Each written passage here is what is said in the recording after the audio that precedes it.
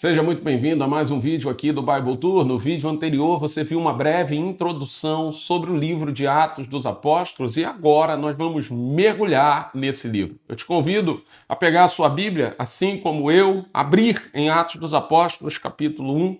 Como nós vimos no vídeo anterior, o capítulo 1 é a preparação para o envio, a preparação para a missão. Nós vamos ver no capítulo 1 o Lucas fazendo um breve resumo do que ele já tinha escrito no Evangelho de Lucas, deixando claro que lá ele tinha o objetivo de falar de Jesus e aqui ele vai ter o objetivo de falar do que os apóstolos viveram e fizeram uma vez cheios do Espírito Santo naquele período da igreja primitiva. Então, capítulo 1, verso 4, ele traz a memória de que os apóstolos não podiam sair de Jerusalém enquanto não estivessem cheios do Espírito Santo, deixando claro para mim e para você que exercer um chamado sem o revestimento do Espírito Santo é extremamente arriscado. Exercer um chamado sem a autorização, sem a unção, é extremamente perigoso, tá? E aí ele vai pegar esse capítulo 1, deixar isso muito claro, a partir do verso 12. Vai falar da escolha de um substituto para Judas. Judas, o traidor de Jesus, traiu Jesus por algumas moedas. Nós conhecemos essa história, nós vimos nos evangelhos. Com aquelas moedas ele compra um terreno. Depois, com o remorso, ele acaba se suicidando naquele lugar.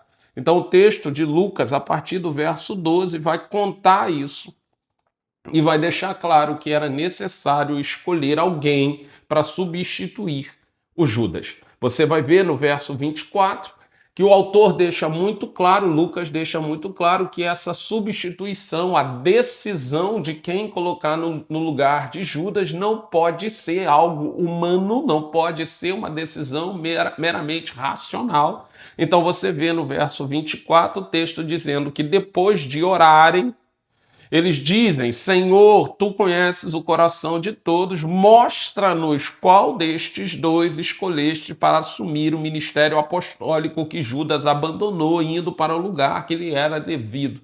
Observa que o texto já está no capítulo 1, mostrando que o que vai acontecer no livro de Atos dos Apóstolos tem a condução do Espírito Santo. O protagonista é o Espírito Santo. São homens e mulheres que não fazem nada por sua própria vontade, são homens e mulheres que são efetivamente guiados, cheios e guiados pelo Espírito Santo. Então o capítulo 2 começa de Atos dos Apóstolos e o que a gente vê é a chegada desse Espírito Santo.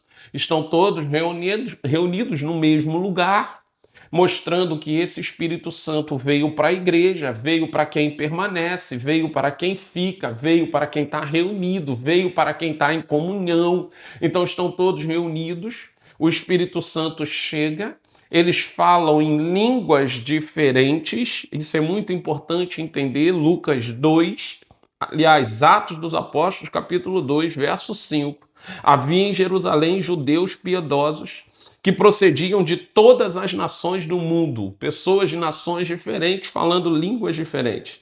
Ouviu-se um som, ajuntou-se uma multidão que ficou perplexa, pois cada um os ouvia falar no seu próprio idioma. Teologicamente, acreditamos que cada um começou a falar um idioma diferente, cada um falava no seu próprio idioma, mas todos se entendiam, porque se tem línguas diferentes, mas o espírito é o mesmo, a comunicação flui. O problema não são as línguas diferentes, o problema é a diferença de espírito. Então, no Atos dos Apóstolos, capítulo 2, o que eu vejo é a chegada do Espírito Santo, e aí, logo ali no verso 14, Pedro se dirigindo à multidão. Uma vez cheio do Espírito Santo, uma vez cheio de ousadia, ele já tinha pregado antes, mas agora ele está pregando com mais ousadia, agora ele está revestido, ele vai falar com ousadia, ele vai chamar, ele vai deixar claro no verso 32 que Deus ressuscitou Jesus e que eles eram testemunhos desse fato. E aí ele vai falar no verso 36, portanto que todo Israel fique certo de que este Jesus, a quem vocês crucificaram, Deus o fez Senhor e Cristo. E aí ele chama o povo no verso 38 ao arrependimento, que todos fossem batizados. Ou seja, ele está pregando, ele está falando com os judeus estão sendo impactados pela mensagem dele, e alguns ali no meio estão dizendo, cara, que besteira que a gente fez. A gente rejeitou esse Jesus, o que a gente faz agora? É a hora que Pedro vai dizer, arrependam-se, sejam batizados, e certamente o pecado de vocês os pecados serão perdoados e vocês receberão o dom do Espírito Santo. Eu gosto muito disso. Lucas 1, resumo, escolha de um substituto para Judas, preparação para o início da missão. Atos 2, a chegada do Espírito Santo, que já tinha sido prometido em Joel, eles estão sendo revestidos, Pedro pregando. Olha que Pedro vai pregar, a mensagem é dura, vocês rejeitaram, vocês o crucificaram, mas observa que a exortação tem um objetivo que é a conversão. Me permita abrir um parênteses aqui. Eu sei que o objetivo é falar do relato bíblico, mas me permita aqui fazer uma explanação um pouco mais teológica sobre essas duas palavras, exortação e conversão. Às vezes vamos a cultos, mensagens, que a exortação é muito pesada. Mas eu preciso que você entenda que se a exortação não traz uma direção, ela não é exortação. A mensagem que exorta, mas dirige a pessoa para uma direção, ela gera conversão. É isso que Paulo está mostrando aqui no capítulo 2 de Atos dos Apóstolos.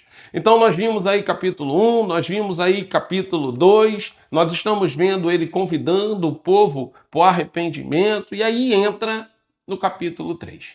Capítulo 3 nós vamos ver Pedro e João adentrando ao templo. É muito importante que a gente entenda. Atos dos Apóstolos está contando uma história. A história da igreja primitiva. E o que os apóstolos cheios do Espírito Santo fizeram nesse período. Capítulo 3, ele diz que João e Pedro e João estão entrando na igreja. Aqui, por si só, já merece a nossa atenção, porque nós sabemos muito bem que quem crucificou Jesus foram os grandes religiosos, os sacerdotes, os fariseus. Então está me mostrando que Pedro e João estão voltando no lugar que eles sabem que foi responsável pela morte de seu mestre. Eu chego à conclusão que Atos dos Apóstolos, capítulo 3, só pode narrar isso porque no capítulo 2 eles foram cheios do Espírito. Porque se não estão cheios do Espírito, eles não conseguem frequentar o lugar que matou o mestre deles. Só pessoas cheias do Espírito têm a grandeza, têm a habilidade, têm a capacidade de perdoar e praticar o que eles estão praticando.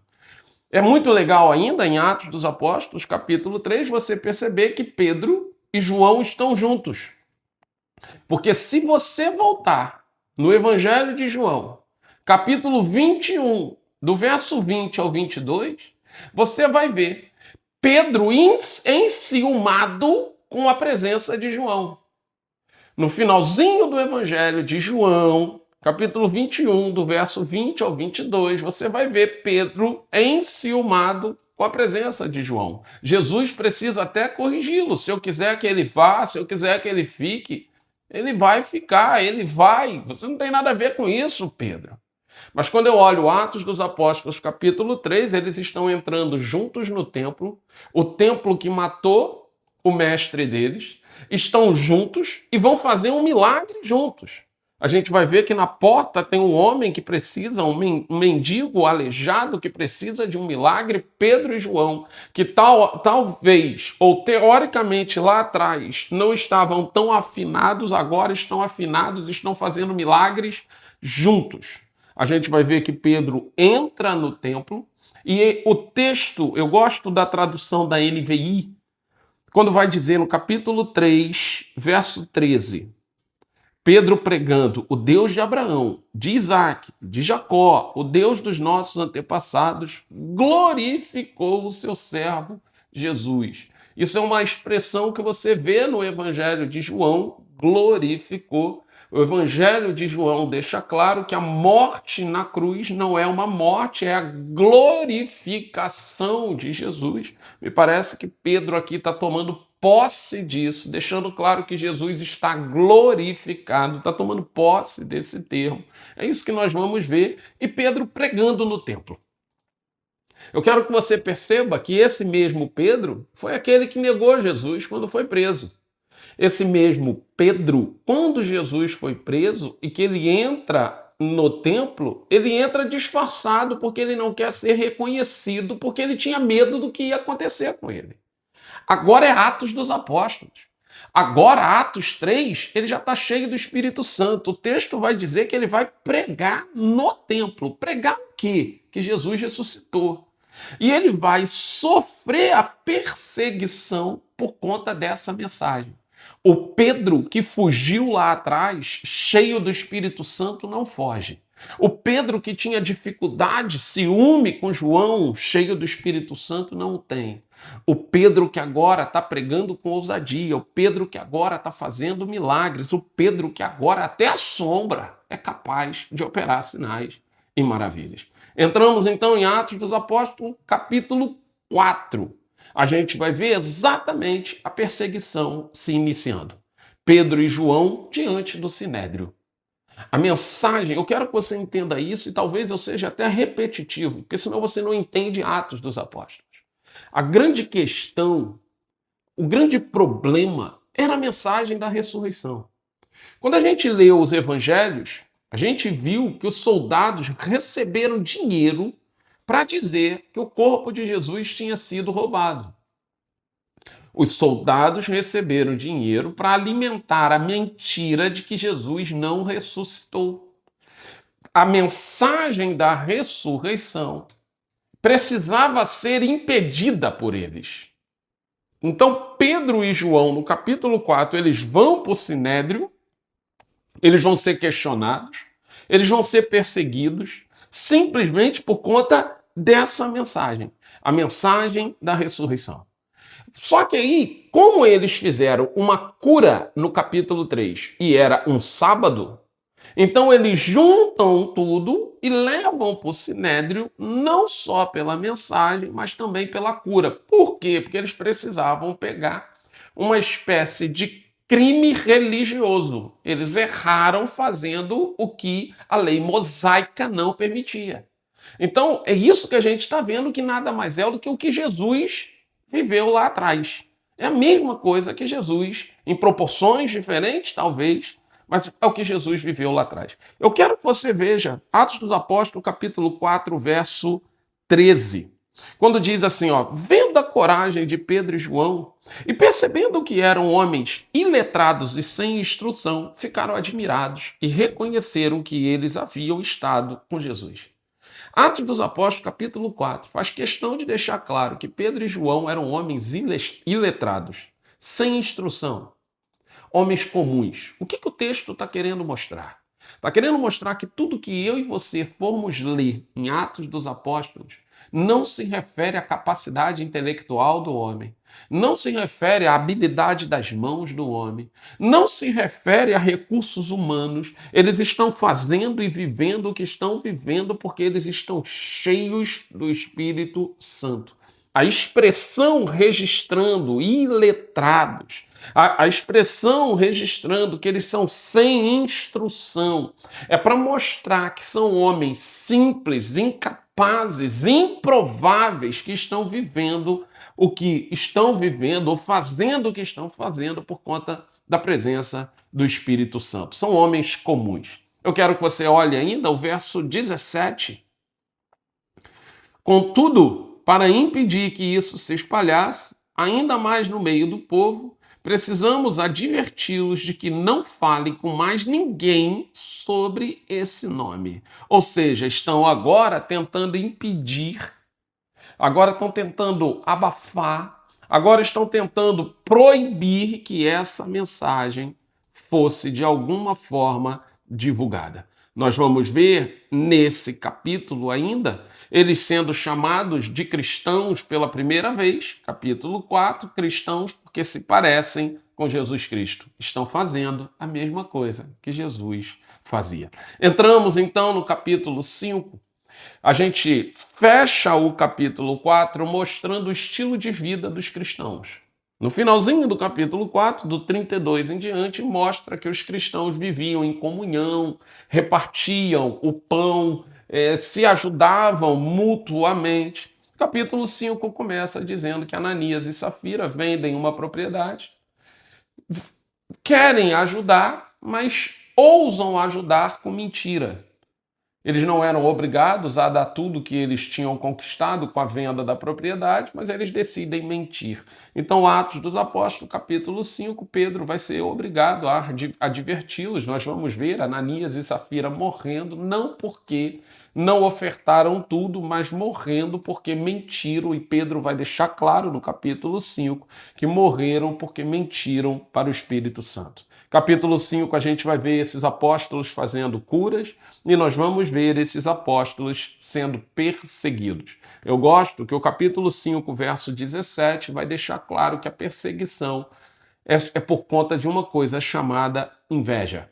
Então, por conta da inveja, eles perseguem, eles prendem, é isso que vai acontecer. O capítulo 6, vocês percebem isso, eles sendo perseguidos por conta da inveja, eles vão ser presos. Mas vocês vão ver que um anjo liberta eles. E na hora que o anjo liberta eles, verso 20 do capítulo 6, o anjo deixa claro que é para voltar e continuar falando a mensagem que falavam. Então, o capítulo 6, verso 20 diz: dirijam-se ao templo e relatem ao povo toda a mensagem desta vida.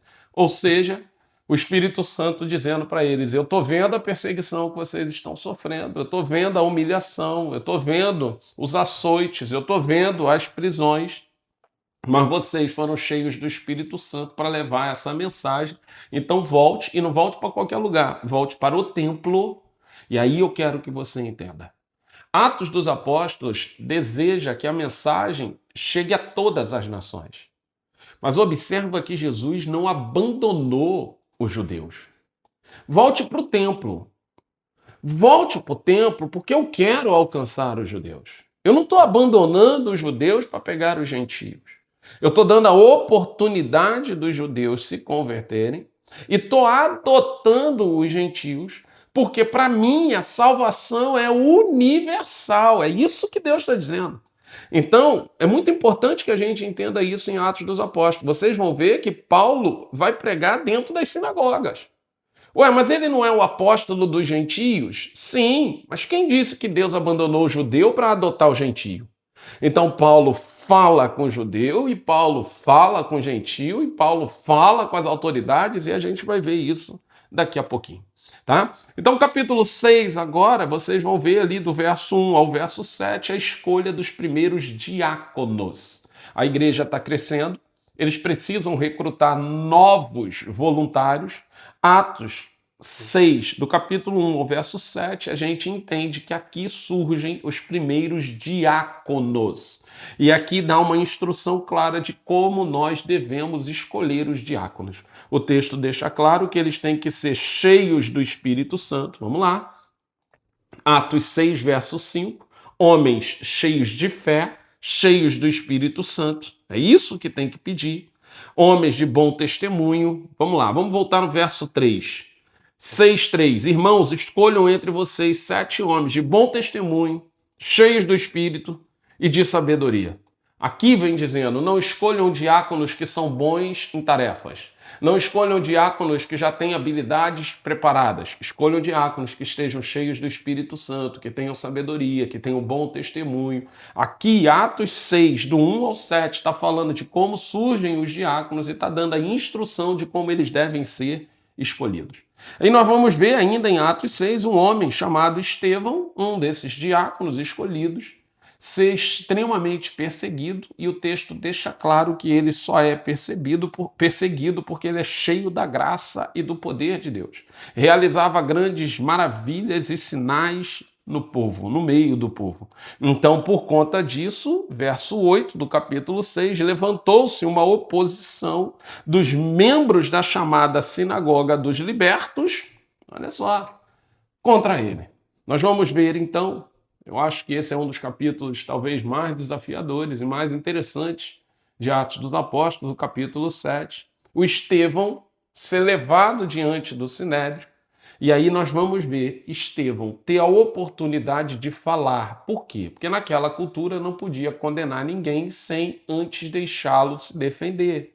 Então ele vai falar. Só que quando eu vejo o capítulo 7, eu não vejo Estevão se defender. Eu vejo Estevão pegar a oportunidade dele de falar e fazer um resumo de toda a narrativa bíblica.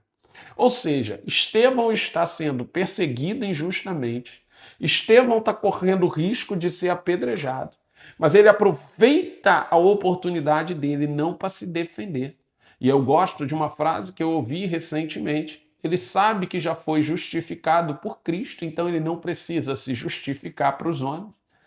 Quem sabe que já foi justificado, não se justifica, ele aproveita a oportunidade para exercer o chamado dele. Ele entende que se ele foi colocado no sinédrio, os homens podem achar que é para matá-lo, mas o Espírito Santo o levou lá para ele cumprir o chamado que ele carrega, pregar. Então ele vai resumir a Bíblia com muita propriedade, ele prega e no final, verso 51 do capítulo 7, ele vai dizer: povo rebelde, de coração e de ouvidos, vocês são iguais aos seus antepassados, sempre resistem ao Espírito Santo. Olha só, vocês são iguais aos seus antepassados. Mataram os profetas, mataram Jesus. Vocês sempre resistem à mensagem do Espírito Santo. Qual dos profetas os seus antepassados não perseguiram? Eles mataram aqueles que prediziam a vida do justo, de quem agora vocês se tornaram traidores e assassinos. Vocês que receberam a lei por intermédio de anjos, mas não lhe obedecem. Observa que ele prega, ele deixa claro, a exortação é forte aqui, deixando claro o erro que eles estão cometendo, e por conta disso ele vai ser apedrejado. A gente vai ver que mesmo durante o apedrejamento, verso 60, ele vai dizer: Senhor, não os considere culpados desse pecado. Ou seja, isso mostra a grandeza desse homem. Ele está fazendo exatamente o que Jesus fez. Perdoa, Pai, porque eles não sabem o que fazem. Entra então no capítulo 8, deixando claro que Paulo tinha assistido isso tudo, até então chamado Saulo, e ficou totalmente insensível a isso tudo. Pelo contrário, o texto ainda vai dizer que a perseguição aumentaria. Paulo bota no seu coração ainda a necessidade de aumentar a perseguição. Bom, nós vemos ainda no capítulo 8, ele não tem só notícia ruim, nós vamos ver o evangelho seguindo através de Filipe.